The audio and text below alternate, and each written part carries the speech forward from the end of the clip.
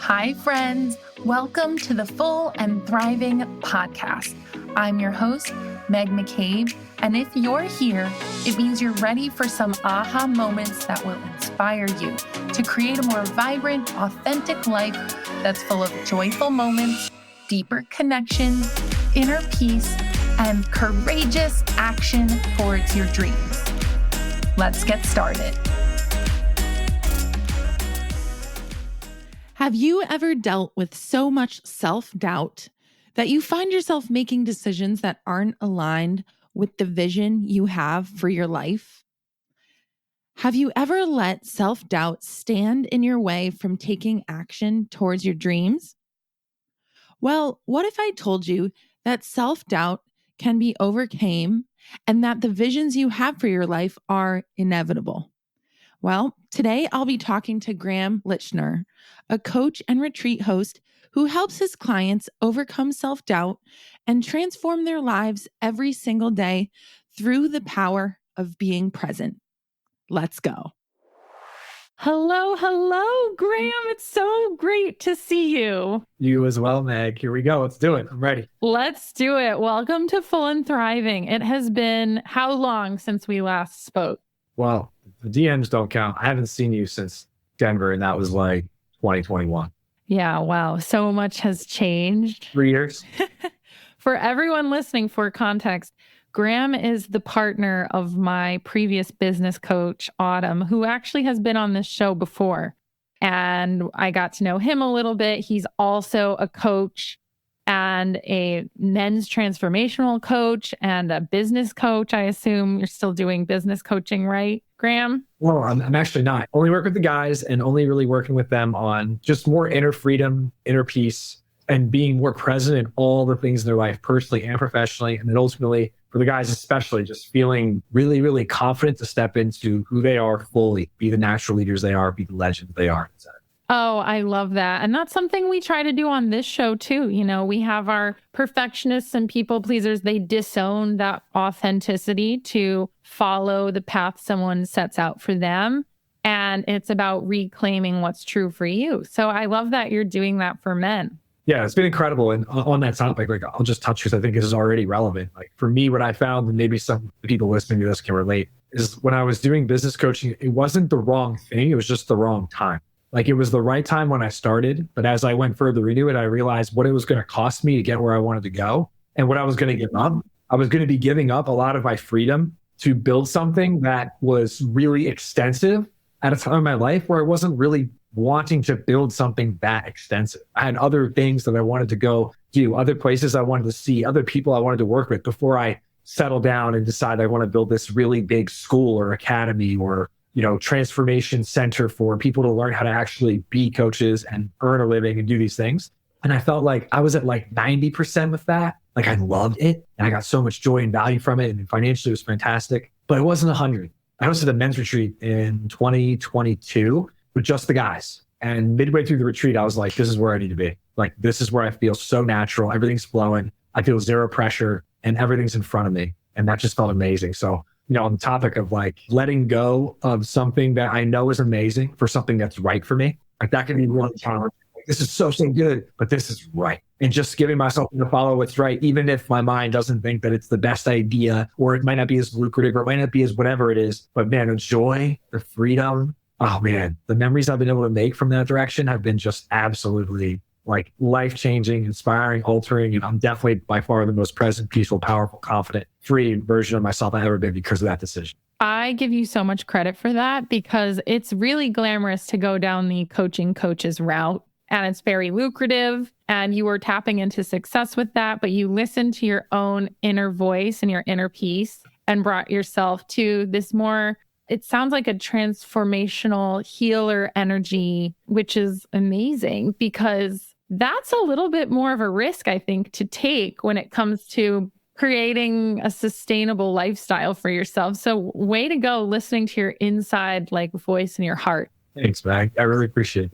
And yes, many times my mind has been like, yo, why did you do this? Why do you have to make it so hard? We had something great. Why did you have to do that? But what I see is that I feel like God continues to put me in position to be the most powerful version of myself. And sometimes that means giving up great things for something that's right for me and for something that will come back later in my life at the most important moment of my life. For me to be able to do something that I previously wouldn't have been able to do if I hadn't. And that's how I think about in my life and the big moments that are coming, knowing that everything I'm doing, all the training I'm going through is preparing me for that. And just trusting and surrendering, and good things keep happening. I actually really love that you thought about what you were ready for and timing in your life path choice, right? Because I know when I was young, I wanted to create these huge empires, right? Like, it's like, I want it all now, right away. There's this sense of urgency, this sense of almost desperation that comes up when you put so much pressure on yourself to build something that huge when you're just starting out. Wherein I really admire and appreciate the fact that you recognize it wasn't necessarily the time in your life for that. Yeah. No, it was like, first of all, I really appreciate you just acknowledging me for that, because it was challenging for me to let go of it. I knew it was right, but it was still challenging. And being in a place now where, like, you know, a couple of years have gone by and I can look back and see how that's opened up my life. It continues to show me that contrary to what our culture believes, I can still make the right decision for me and be successful on paper, financially, in my business, and achieve the goals that I want. And I think that a lot of our culture tries to kind of corner us in scarcity, that you can't have it both ways. And I'm really big on showing that you definitely can. It just takes way longer. But the trade-off is that I sustain the piece of the experience versus feeling like I'm thrown into another thing and I have to get to it as fast as possible. I feel like I'm dictating the pace of my life now. And before, I was on that train of like, oh, I need to build, get there as fast as possible because, you know, this message is so important. I need to change the world. It needs to be better. I know I can help. I should do everything. And I realized that I wasn't ready for the majority of the things that I visualized. And I think that that's really challenging, and people struggle with that all the time. I know I did and still do. And in my wisdom and my maturity, and I think that people really overlook the maturity thing, I've realized that I wasn't ready for most of those things. That's why they didn't happen. And if they had happened, I would have fumbled them really hard, or my ego would have gotten super inflated and I would have lost my grounding, which is where I get all my power from anyway. And I would have been putting out things or creating things, but they would be lacking the sauce, that substance that I really have, that now I feel like I'm able to really channel into what I'm doing because it's in front of me and I understand the pace and the order of things. And I understand that I'm just going to, all my messages, all my content, all my business, all my work, all my book, all the things I'm creating are only going to get better with time, not worse, better. So it's all good. I love that. I feel like there's something to be said about life experience and the wisdom you collect along the way. And if you have immediate success without the life experience to back it up, you might not know how to maintain that success. You see that with athletes, right? Who are really young and they get these huge paychecks and then they lose all of their money right away because they've never been given the life experience or wisdom. Maybe they don't even know the value of a dollar, right? So they don't realize the situation they're in. They can't handle it. And it like kind of falls away. And I think that's been my life experience too with building my own business, is recognizing the more experience you get, you were saying there's like that secret sauce that comes up and it gets better. And I completely agree with that. Like over time, building things, you start to build more wisdom and draw from that. So what you make is more sustainable and more impactful. 100%. And the biggest part is the feedback I receive from what I create, I'm actually ready to digest. So your words, good or bad, don't affect me. Like good, thank you. Bad, I don't even know you. I know me. Yeah. But a lot of people don't know me. So you're telling me who I am? Oh no, I'm this person, I'm that person. No, this is not good. And then now I'm mentally foreclosed. It's over. Now the connection I had with the creation that I was putting out is severed because I don't trust myself anymore because this person said I'm not good. That's what all these years are do for me, is they put me in a place where I'm not afraid of any of your criticism. I'm not afraid of any of your praise. And I'm not afraid of my next level. I'm focused on me. I'm centered on me. I'm right here in front of everything's in front of me. I'm not concerned about these things. I'm putting the content out because I want to. I'm building this stuff because I want to. I feel good about this because it's my life. And I feel like that awareness is impossible to transmute intellectually. It has to be experienced. Yes, with life experience comes that little bit of resilience that we need, and that self-knowledge and that ability to stand strong in our truth, where when you are newer to this life, you're going to be more blown around in the wind, right? You don't stand as strong in what you know is right for you. And that's why I feel like I am so called to actually talk about people pleasing in this show moving forward, because I used to spend my life taking what people said to me so much to heart that I would have a vision and completely change it based on a small amount of feedback, or someone's opinion would impact everything. And the fear of rejection or judgment would come into play as well. 1,000%. And I know that's something we're going to talk about today. And I hope the segues. When I think about that, I just think like I have had to acknowledge the fact that I'm infinitely more sensitive and vulnerable than I ever imagined. I think I'm like the most sensitive person that I know. Like I take everything in. I'm hyper conscious of everything. I'm aware of everything. It's a matter of me being okay with that. And in the tension of whatever I'm feeling, still acting, like just consciously moving in the direction that's right for me, trusting that it's going to end up working out for the betterment of other people. And this one has been really, really hard as far as people pleasing is concerned. I had to acknowledge that I was just more inclined spiritually, intellectually, vulnerably, emotionally than other people. I just am. I don't know. Some people are really, really good at chess. I'm really, really, really good at reading. I just get them. Well, it makes it hard though. I feel like that's a gift. But if you don't know that it's a gift, it turns into, there's a dark side, which is you're again flowing with the wind, right? You're going to be tossed around based on what you're reading and wanting to potentially fix the situation or remedy it or please people, right? Or like build the thing that you're expected to build because everyone's happier. Like if you're getting that feedback that people are pleased with you because you're so good at reading the room or reading the emotions in the room, then you end up embarking on a journey that wasn't necessarily meant to be yours for maybe who knows how long. Again, back to your story of becoming more of this transformational men's coach than a business coach, that's a really good example of letting maybe that noise that you heard from the outside world of what you should be doing go so that you can connect with yourself. Yeah, I think to build on that, it's like it's trading what works for what's right. Mm-hmm. Mm-hmm. Like, I know it works. I know I can have success. I know if I follow the instructions that these 10 other people have put out, the marketers, it'll work. But is it right? And I think that's always been something I struggle with. Like, is it right for me to engage physically with these girls, knowing that they like me and I don't like them as much? I know I should, right? Culture says, do it. The guys say, do it. Graham doesn't really get a say. And I think that's the curse of reading people is a lot of times they don't read themselves. They're so in tune with everyone else. I'm not asking me like, yo, what do I think about this? Like looking back, it's totally wrong for me. And even at the time when I was doing things over the course of my life, and that was just one example where I knew it wasn't right for me, I wasn't giving myself the voice of being 100% like, hey, you're the final decision maker. I let culture, society, other people pleasing tendencies be my decision makers. Well, my friends are going to think I'm cool if I hook up with this girl, so I should probably do it. And why not? Why not? What's the harm? I knew the harm. The harm was I was leading someone on. They were going to feel really bad. And it didn't have to be that way. I could just make a friend. Could have made a lot more friends.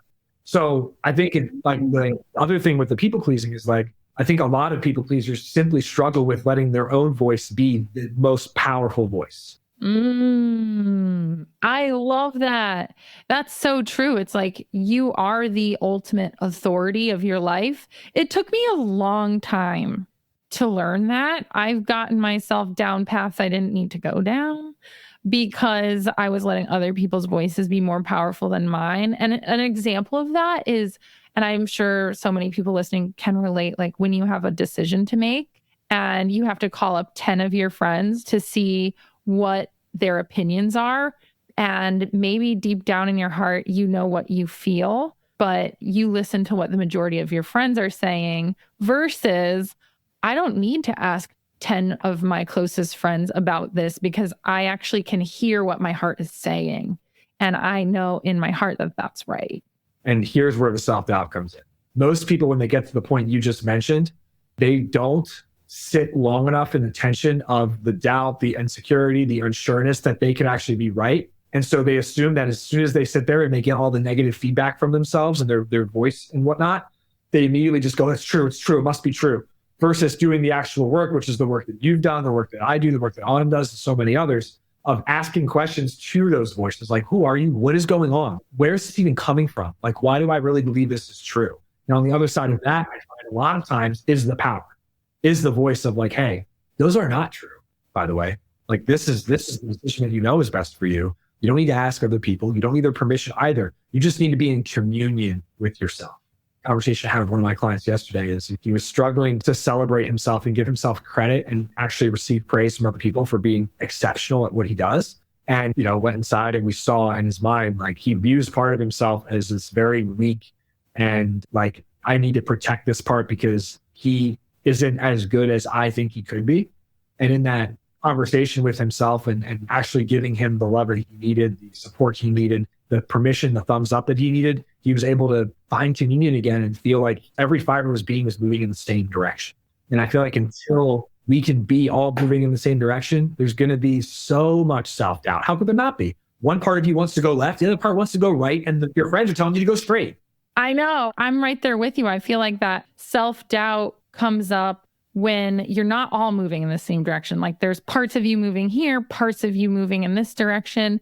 And again, you have to listen to yourself and trust that you're the authority to get there. And I know I have so much experience in life. I don't know if this was ever the case for you, but I remember I would be very confident in what I believed, or say I'm like at a business meeting or a work meeting and I have something to share and I share this, and then someone pops in with an alternative idea, might not be better or worse than mine, but I assume because of all of my own self-doubt that their idea is better, or their idea is the right idea and I must be wrong. So that was a pattern I fell into all of the time, was this pattern of just deferring to the other person being the right person.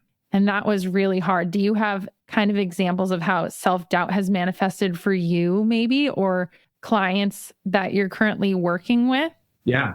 I think that self-doubt manifests for me most often in being frustrated that it's not flowing the way that I know it should. Like for me, I'm very conscious of when I'm in the quote sauce, which is my version of I'm so present that literally everything I need is constantly being taken care of. I have infinite examples. That's my whole life. I mean, I literally created a life for myself. I live in the most beautiful place in the world, and I have infinite income earning potential, all for me sitting with people and listening to them and connecting with them at the deepest level we ever have. Most people would never know how to build a life around that. I built like the most incredible life around it, and then communities around my incredible life that other people get to be a part of. So I feel like for me, I mean, I'm like constantly being bombarded with love and support and connection and new friends and relationships. And for me, I notice the self-doubt shows up when I'm not in that flow. And it shows up as frustration because how did I get away from where I was? Like I was in the greatest spot. What about my future is troubling me? What about my past is showing up? Why am I feeling like off? Right. And when that happens, my doubt perpetuates. Then I'm like, oh, do I want to do this thing? Do I not want to do this thing? I start overthinking. I never overthink anything. But then all of a sudden I'm like, oh my gosh, should I do this or should I do that? I'm asking Autumn, what do you think about this? And she's like, I already told you. I'm like, well, what do you think about it? And sure, I'll catch myself doing something that I would just never do. And so I think for me, like, at least with my clients, when they're experiencing self-doubt, the only thing that I work with them on is getting present. We want to ground. That's it.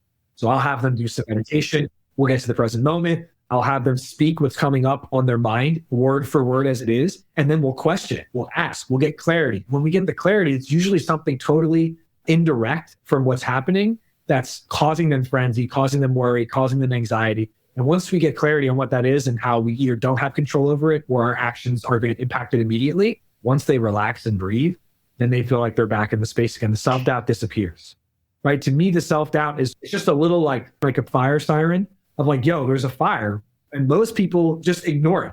They let the fire rage. And then they wonder why they're hot and their life's crazy and it's chaotic. It's like, because there's fires and you're not putting them out. You have to stop and actually investigate, like, what is bothering me?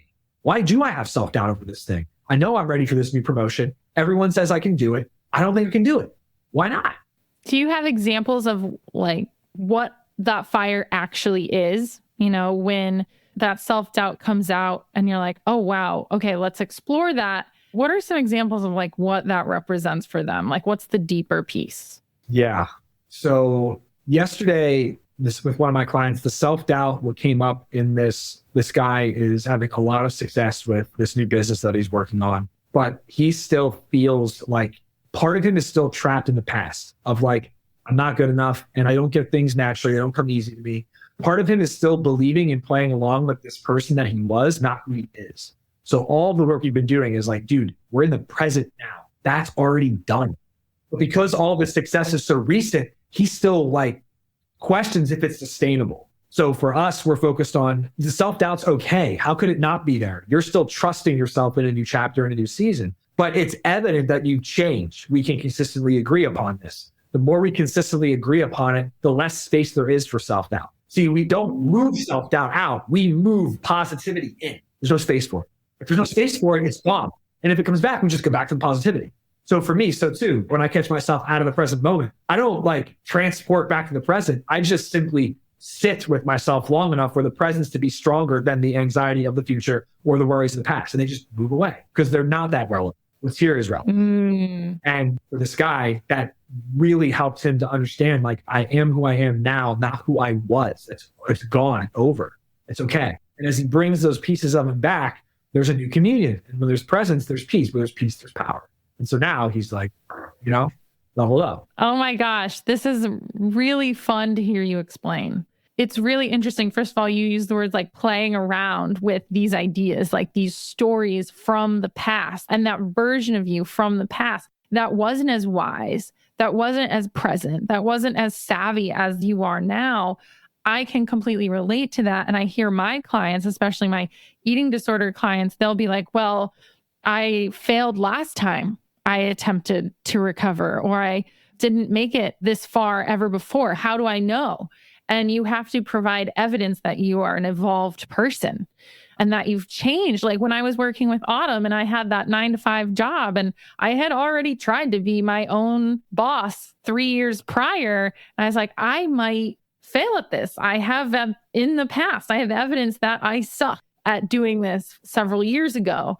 And it got me into a bad situation. And we constantly had to validate that I had so many more years of life experience and wisdom and business experience and financial experience. And I was living in a totally different place to prove that that pattern, it was impossible for that to happen again. Well said. Yeah. It's just so interesting to look at self-doubt through that lens. It's not that you're eliminating self-doubt. It is a natural part of being a human, but you are flooding the self-doubt with evidence and positivity that you can move through this challenge. And this highlights this larger theme that I think a lot of people that you listen to your podcast probably are aware of, because I feel like if you have people that are listening that are personal growth oriented, that want to work on themselves, grow for themselves, they've been exposed to some sort of spiritual content in some capacity or league walls of the universe.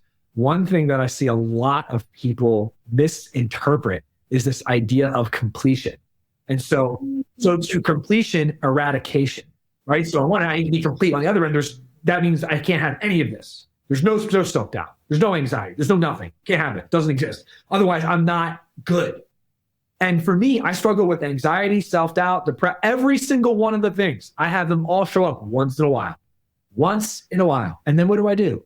I come back to me. I ask myself why I'm feeling these things. I get the clarity, and then I feel better again. Why? Because life is overwhelming. And this is the kicker. Most people don't pay attention. I am experiencing all of the emotions, all of the experiences that my ancestors experienced in a different context. Since I am part of them, I am a descendant of them, I am them. So everything they experience, I'm experiencing in different contexts. So of course I'm going to have all those things show up at random times, because it might not even be me. It might just be a reflection of something that was. And that's important for me to be conscious of as well. So and here's what people do, they attach to it. I am this. I am self-doubt. I just doubt myself. Okay, well, if you say that all the time, no wonder you doubt yourself. How about we try saying, I don't doubt myself. I think I can do it. I know I can do it because, like you mentioned, the evidence suggests that I've made it through everything I've ever done, every adversity I've gotten through. Doesn't matter if it's not with flying colors. And since I keep persisting, my success must be inevitable, which means there's no way it won't, which means that's abundance. It will. So we have to be conscious of that. And this idea of completion and eradication are like so important, especially for young spiritual students.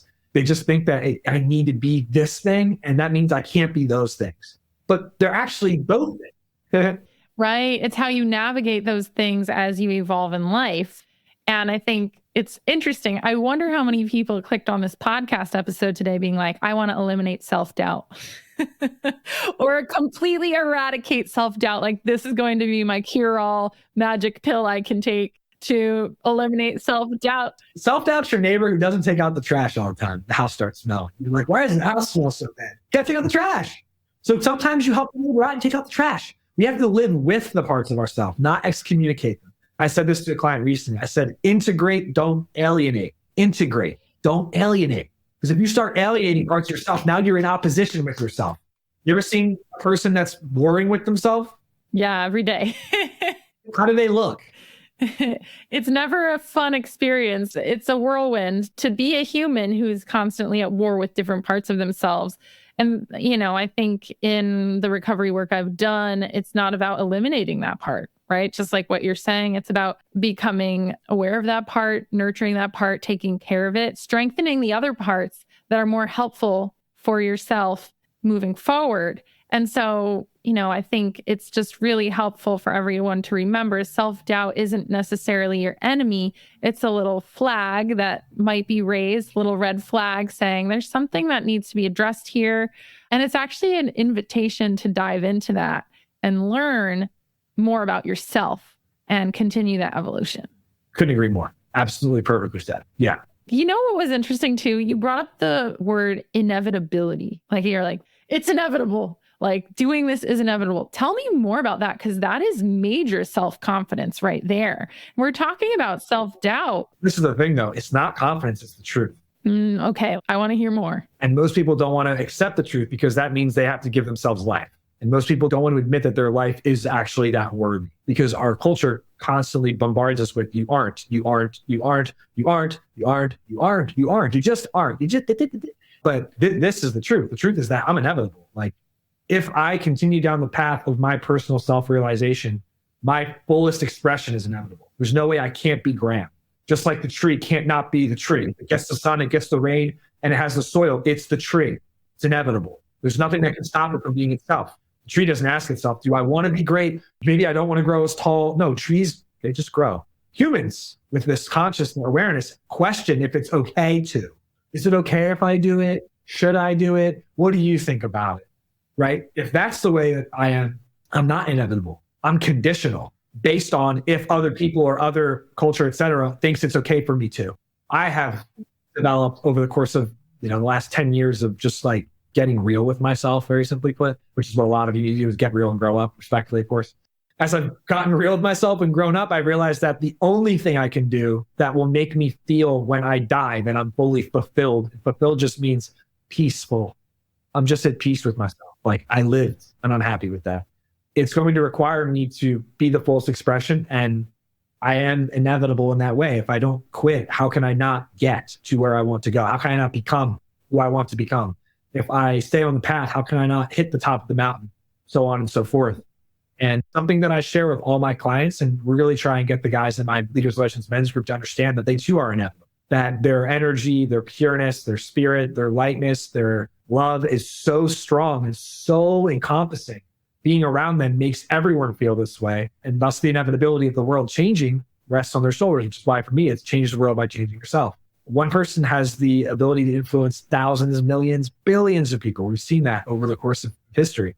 So I'm just very convinced that it's true. And when I look at other creatures on our earth and I observe them, they aren't anything other than what they are. And I think that that's really beautiful and that's really natural. We can do the same thing. It just requires an unbelievable amount of unlearning of all the things that aren't us. And then a rebuilding of this internal structure and framework of, I am committed to being this person, because it feels really good. And because when I'm around people, they feel really good. And the world is better because I'm really good and they feel better. And why would I not want to live that way? And there are going to be inevitable challenges and roadblocks, but since I am also one who always walks the path regardless and moves forward, I am inevitable. So my fullest expression, my happiness, my joy, my success, all the things I ever want are there for me, so long as I just stay on the path. I love that. I always say you can never fail as long as you don't give up, right? You decide when to throw in the towel, and that's also still part of the path. Yes. But I think that inevitability is a really interesting concept I hadn't necessarily thought of in those words. Like, you are inevitable as long as you keep uncovering your own truth and pursuing that in a dedicated way, like not disowning who you are or throwing in the towel, giving up, trusting yourself down the path. But, as you are talking, I'm thinking about people listening. And what do you do about the naysayers when it comes to this? Like the clients who come up to you and say, you know what, like this feels a little too woo-woo for me. What about practical things? What if you get in a car crash tomorrow and you can no longer walk? What about the things you can't predict? Or the changes that come out of the blue that seem to be out of your control that impact your vision? That's a really tough question. Can you reframe it for me? Yeah, like I'm thinking of the people when you're like, it's inevitable. I guess I'm thinking about the things outside of your control. Yeah, I mean, I think that like for a lot of people, they use more misery as a means to justify that they aren't inevitable. But that's a choice. Yeah. Well, it's a very harsh choice, but it is a choice. And that, unfortunately, is the reality. It's like, I can't control what horrible things have happened to so-and-so people, and I can't control what horrible things are going to happen to me. The only thing that I have any power over is, do I trust that my life is worth living to the fullest, regardless of the unbelievable obstacles and surmounting horrors of my life, so to speak? And up until this point, I have found that that's why I can't speak with confidence on that, because I haven't experienced half of what some people have as far as pain is concerned. I have had my own versions of that, and I continue to move forward, and my life's the best it's ever been, which means that everyone has a choice. And there's many books that are out there that suggest this is also true with people who have been through very traumatic experiences and they've turned their lives around and they've made peace with it, etc. I just think that some people are in so much pain and they just become numb. And when they become numb, they become cynical. A cynical person is really just a person who's numb to their own emotional pain. That's all it is, which I never really put words to until just now, but that's the truth. They're like crystallized pain. It's no longer liquid. You know what I'm saying? Now it's a solid. And what we do is we melt it with questions. And then it becomes liquid again and they can let go of it. And then they feel like gas. That's another conversation. I think about it as like, I need to stop. I'm going in that direction. Stop. So yeah, I think that it's easy for me to sit here and say it, but the truth is that it's up to you and it's your responsibility to create a mind and a heart and a body and a vessel that are abundant and that are open to letting go and that are peaceful. And I think a lot of people, because of their surrounding circumstances, and most importantly, because they don't have the correct community around them to help nurture them and rock them into a place where that solid can dissolve the liquid and it can be let go, it just gets harder and harder and harder. And they attract harder and harder and harder. And that's why for me, the community that I'm building, I know for you, the community you're building, your podcast is so important because it's a community of people that can speak and listen and be there for each other. And I think that if we all spent more time helping each other in this way and being like really listening and paying attention, everyone would feel a lot better. That's the easy way out of it. The practical way is like, why do you want to be miserable all the time? Like, if you don't have to be, like, why? You're just choosing to. And you can't change my mind on it because it's a choice. When my dad died, it really sucked. I didn't want him to fucking die. I had a dream about him this morning. I was crying in my dream. Still cry in my dreams. Wake up crying. I woke up like 2 weeks ago and I was just like, I just had seen him like crystal clear.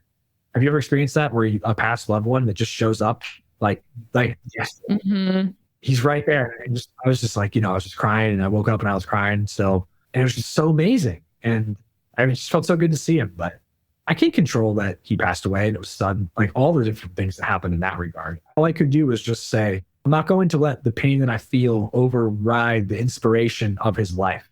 He's inspiring. I want to let the inspiration flow and inspire me and guide me and light the way.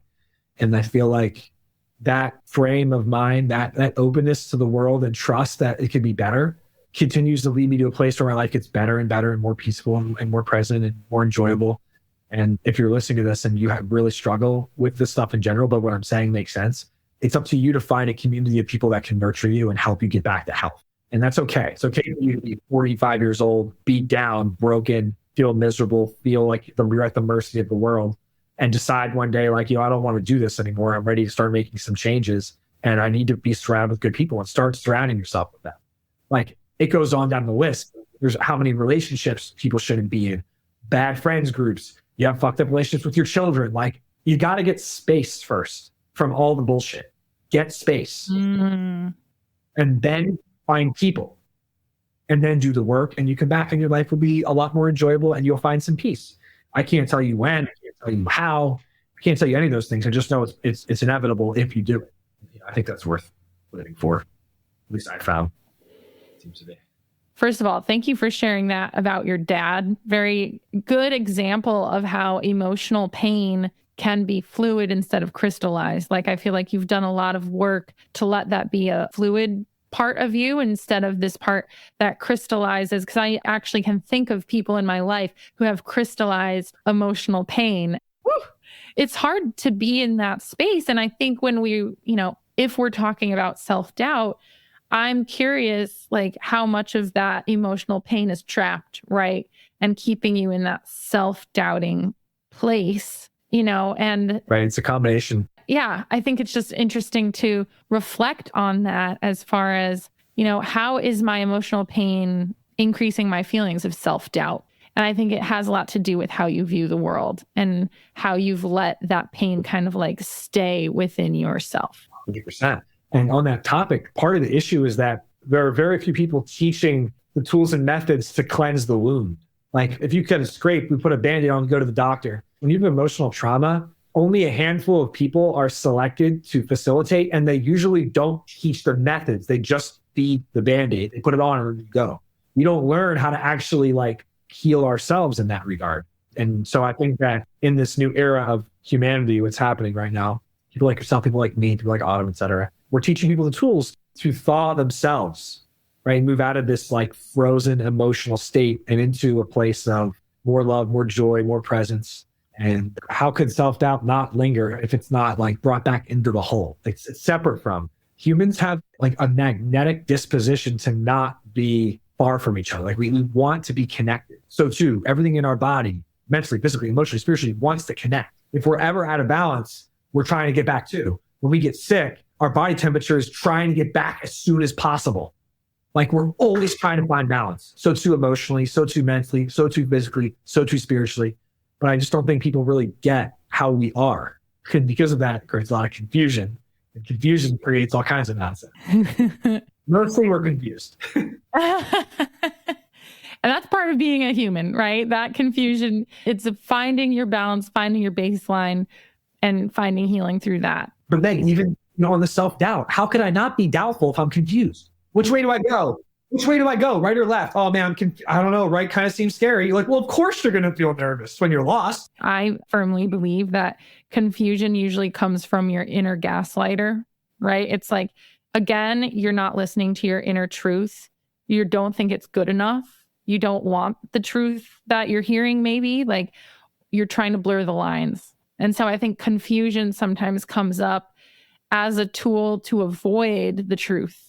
And it's a version of self-doubt for sure. And it requires some serious checking in with yourself, just like self-doubt does. But one thing I did want to bring up to you, because I love this phrase that you say, legends find a way. I think about self-doubt and how that phrase is related, because legends find a way makes me think you are constantly overcoming rejection, barriers, self-doubt, in order to find that way to where you need to be. Can you explain kind of what you mean by that? And if you see that link as well? Yeah, what you just said is super accurate. I think for me, it just means putting my feet in the dirt and just committing to something all in, fully committed. I'm committed to this, which means a commitment to me is I'm doing this. There is not a thing that can stop me from doing this. Literally not. I will just figure out a way. I'll find a way. And legends find a way to me is just this awareness that I have the potential to do anything that I choose. And when I choose something and I commit to something, it's inevitable that I'm going to have it. I'm going to do it. I'm going to create it. I'm going to make it. And it's something that I say to all of my clients to help them remind themselves that they have infinite power of creativity over their lives. And, I used to say live the life of your dreams a lot, but I've changed that to living the life of my own creation. I really want to put the power back into my own hands of I really am constantly sculpting this world that I live in. And if I commit to something, it's inevitable and there's absolutely nothing can stop me. So legends always find a way through whatever it is, whoever it is. And yeah, I just find it to be really pleasing on the ears and just enjoyable and great to experience. And It's just a foundational part of who I am. I don't believe in the impossibilities when everything around me suggests that the imagination is infinite, because there are so many new things that will and have yet to be born or created or built. And I'm much more trusting of my naturalness than I am society's governance. Much more trusting of your own naturalness than society's governance, meaning that you are, again, viewing yourself. Yeah, I trust how I am more than how they see me or they tell me I am. That is something that so many people struggle with. Oh, we do not. We've been told, we've been fucking brainwashed. You know what I mean? We don't have any contrast. Like, think about this. Like in the 1800s, when people landed on the frontier and they saw Native Americans for the first time and saw them doing the war dance and the sun dance and speaking to the ancestors and talking about how the eagle flies and seeing the relationship between all things, they were probably really culture shocked, but also a little curious of like, what the heck? Like maybe why do we do things a specific way? We don't see that on a regular basis. We go to freaking Starbucks and everyone drinks Starbucks. We go to the mall and everyone shops. We go to the gym, everyone's lifting. Everyone does the same thing. There's not a lot of contrast. There's a guy I think is really great. His name's Terrence McKenna. He did a lot of study and wrote a lot of material on what he calls the archaic revival, which is like this revival of a lot of things we're talking about. This like return to naturalness, return to freedom, return to how humans were before culture, before civilization. When we were like hunter-gatherer tribes and we lived in the woods and we were like much more connected. And so for me, the government, but we're pretty old. So I'm gonna trust our intuition more than somebody who makes really questionable decisions all the time, saying that they're really good for me too. But they do things that I think are just totally immoral. Behind the back of the society, they're doing effed up stuff. And you look at our government officials, it's like, okay, these are the people I'm listening to? That's so interesting. Yeah. In the perspective of the world, that innate human wisdom that you have inside is actually way more experienced than 100,000 years. Than the society we are shaping our lives around. United States is what, 200 something years old? 100,000 years. Come on. Yeah, we're shaping our lives around some like newbie over here. We're like wise old men listening to infants cry and listening to their cries and following their orders. It's crazy. Like, I don't know you. And that's me. I don't know you. Until I know you, I'm not listening to you. I don't do that. You know, and I call that reason. I'm reasonable. I'm a very reasonable person, extremely. You give me a good argument, I'm interesting. But if you're bullshitting me, my tolerance level is like 0. I don't do bullshit. Like, you're full of shit. I know what you want. You want me to harvest my energy for your gain. But that's not how humans work. We work in cooperation with each other. I'm not your like subject to play with. I'm a human being and I value my freedom. And don't get me wrong, I say that with the caveat that I grew up in a country that, as free as it is, probably has a million other things that I can't see behind the scenes that are happening that are keeping me where I'm at. But here I feel free. Here I feel free. Here I feel free. That's a good start. Yeah. Yeah. I like that. So what I hear, honestly, is that you give so much more credit and authority to your own inner wisdom than like what's built up around us. 100%.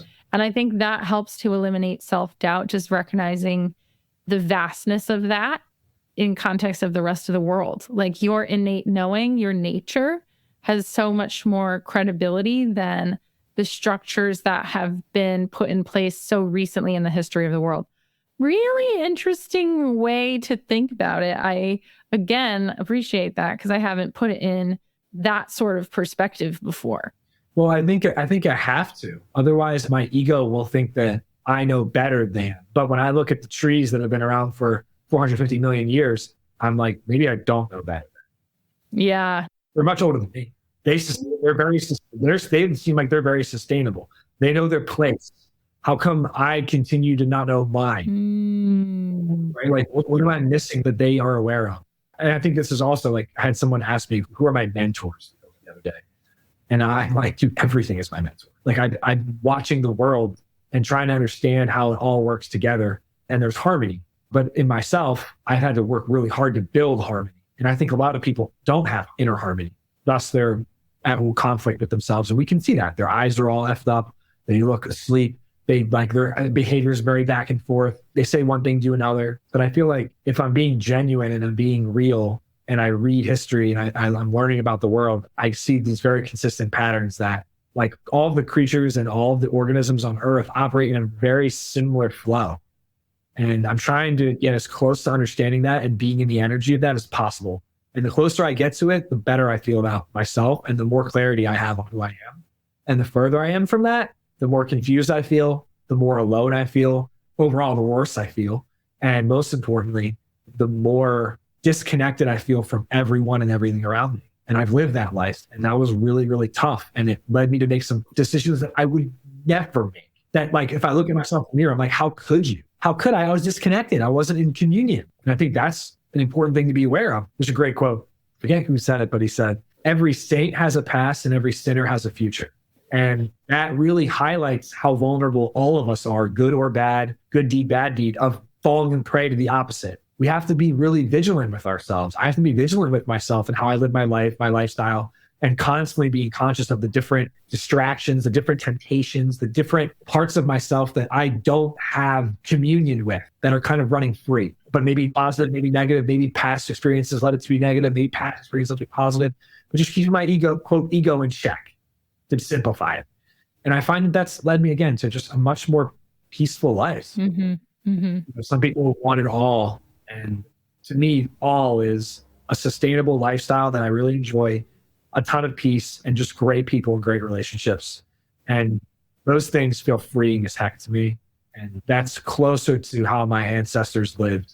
And I feel like in ways, how as harsh as their life was, the toughness and the awareness that they had counterbalanced it in some ways. So there's a balance between this new world we're living in and saw a lot of the principles from the old world that passed. And I think that somewhere in the middle there is the new world. It's like there's abundance and there's connection, but there's also technology innovation. I will say a theme that's coming up for you as we talk about self-doubt, it's reconnecting with self. And then the words, you know, in communion with self, in communion with community, and then in communion with the past, right? In a way of like recognizing the history of the world and your own ancestry and evidence that you have evolved from your own past. So I like this theme of communion and self-communion, communion with others, as far as healing this feeling of self-doubt that is inevitable when it comes to being human. So Graham, with that, you know, we're coming to an end of our show today. I wanted to just turn it over to you one more time. And for people who are trapped in a feeling of self-doubt right now, what is something you would love to, like a piece of wisdom or advice they can take with them as they leave this episode today? The question, are you ready to do something about it? Be honest. Like if you say no, then just keep listening to every podcast on self-doubt until you say yes. And then when you say yes, go get a journal and start asking yourself questions. Like, why do I doubt myself? Why am I letting whatever the answer to that stop me from going to where I want to be? What voices are in my head that are stopping me from listening to my own voice? When did I stop listening to my own voice? Like getting clarity on the past and how I got here. If you can get clarity on how you got here, then you know where you're going. For me, that's been the exact same trajectory. Like I got clarity on myself and then I was like, well, how about the world? How did I get here? Like, how did the world get here? Like, who are my ancestors? How did they get here? And that led me on to this whole new level of me questioning the world and how things happen, right? So it's just a larger version of that. And I think if you say yes and you answer those questions and you start down the path, the self-doubt will go away. And then for those of you who answered, no, I'm not ready, keep listening and keep waiting until you're ready, or just start now, or keep waiting. I mean, I don't know. I can't tell you to do anything. You got to decide. I don't have to tell you. I'm sure Max told you a billion times about that. But that's what I would say. I would say a journal is a great place to start to reflect and feel like you're in open communion with yourself. And I find that to be a great place for me and for all my clients. And I always say, whoever writes makes the rules. So if you start writing out who you are, start making the rules on who you are, it's way easier to listen to your rules and you can get rid of some of the rules that other people have put upon you. Mm-hmm. I love it. Well, thank you so much, Graham. That was such a fun interview. And I really appreciate you taking the time to be on the show today. I think this interview will offer the listeners so many perspectives that are new that they maybe haven't thought about or processed before. So I appreciate that perspective. Thank you so much. You're so welcome. It was an absolute pleasure. I really hope that everybody had at least something they could take away. And I just really appreciate everyone listening. And I really appreciate all of you just supporting Meg so much. Such a great person. And she has so much life and so much light. And the most exciting thing is that Meg's life is in so many ways just beginning. And you're full of so much love and so much light. You do so much good. And you're just like, you're expanding right now. And so I just appreciate everybody for supporting your expansion and getting to be a part of that. To me, it's like, you ever seen like a whale in the ocean, all the fish under the... Yeah. That's what's happening right now. Nice. I love that. A whale is one of my spirit animals. I love it. Okay. Thank you, Graham. It was great to talk to you. All right. That concludes this week's episode of the Full and Thriving podcast. Thank you so much for taking the time to listen to this episode of the show. When you have a moment, please head on over to Instagram and follow my recovery coaching account at Meg_McCabe to stay up to date on everything I'm doing in recovery land. And if you're feeling extra inspired, please send me a direct message to let me know how this podcast has impacted your life. I'd love to hear your feedback. Thanks again for listening, and I'll see you next week.